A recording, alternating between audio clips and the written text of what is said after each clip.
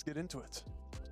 All right, so we got the battleaces balance update that will be going into effect April 25th. And first up, we have the Destroyer. Attack cooldown decrease from 3.0 to 1.8. Seems pretty crazy. And then, a damage decrease from 700 to 350. Okay, interesting. Wow, that's a crazy change. So we want to try a lower burst damage version of the Destroyer to check what this sort of change does for this unit. Okay, I think I like that idea. Now this is a big DPS change overall too, because it's a they're not going from 3 to 1.5, they're going to 1.8. So that's also a little bit of a DPS change overall. Man, I wonder if this might just be a little too much of a nerf for this Destroyer. Destroyer is really good, and I kind of wanted it to get nerfed and see what it would be like if it was nerfed. So here we go. Got what I wanted, kind of. But now I wonder if maybe that's a little too much. That'll be interesting. It should be fine, I suppose, as long as you're able to keep your Destroyers protected and get them where you need them to be. But yeah, that's a pretty big change. So I guess we'll see how that turns out. I'll be excited to try that tomorrow. And then we're getting a change to the Hornet here. Damage versus air units decreased from 80 to 70. And it seems like the Hornet's probably overperforming here. Due to their high mobility, they look to be a bit too strong compared to the other tier 1 anti-air options. I think that's pretty fair.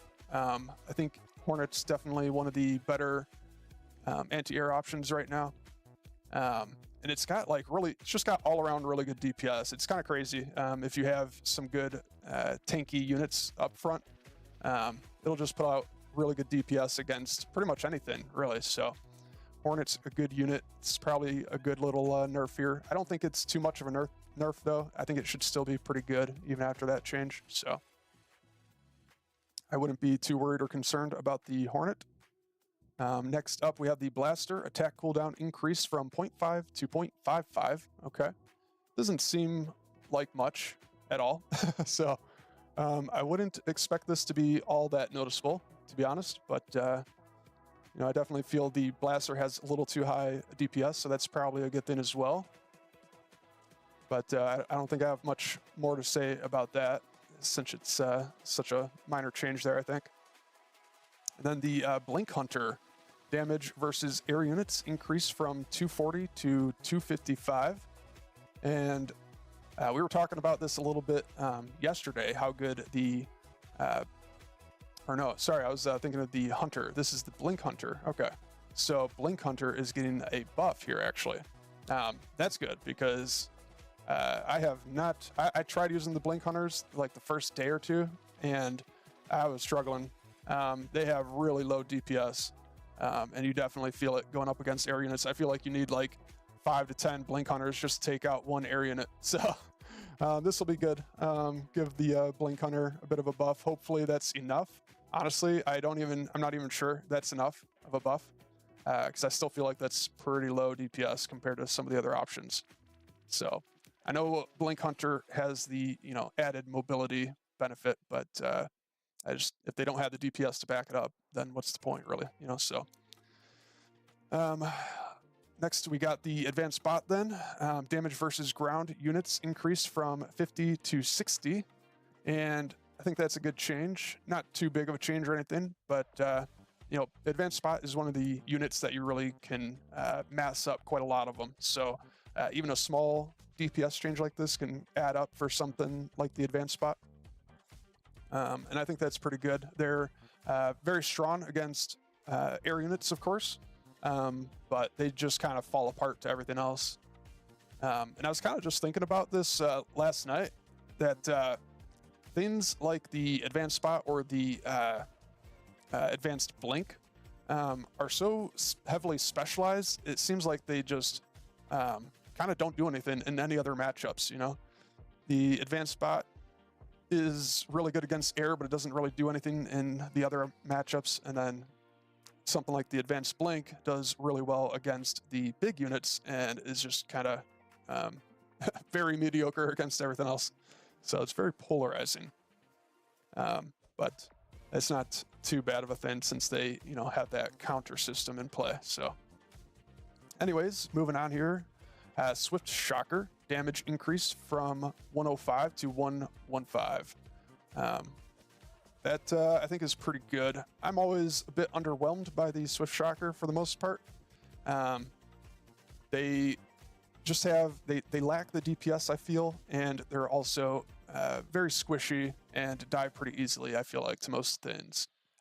Maybe they need like a slight range buff too, but maybe that would make them broken. So honestly, I'm not sure what you do with the Swift Shocker, but hopefully this is a good change that ends up working out. I think that might make them playable. They're still playable, don't get me wrong, but just a little bit lacking, I suppose. It's the best way for me to say it. Anyways, and finally we got the Hunter. Damage versus ground decreased from 100 to 75, and damage versus air increased from 250 to 280. All right, there we go. So that's what I was thinking of when I first saw that other one for the Blink Hunter. So this is the Hunter, and this is what we were talking about last night. The Hunter, I think, is a very solid unit right now. If you're trying to use it actually against ground units, which is pretty funny because it's supposed to be an anti-air unit. So it's actually better as an anti-ground unit. And so a lot of people have been working the Hunter into their decks, pairing it up with, something like the Knight or Crab or Scorpion or something to tank for it. And it's been doing pretty well. It seems like a pretty good unit.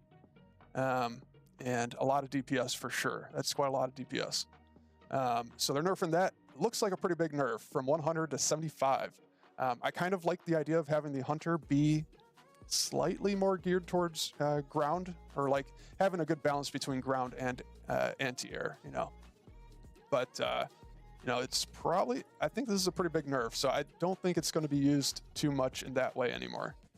But nice little buff in terms of DPS for the air. So they should be pretty good against air then.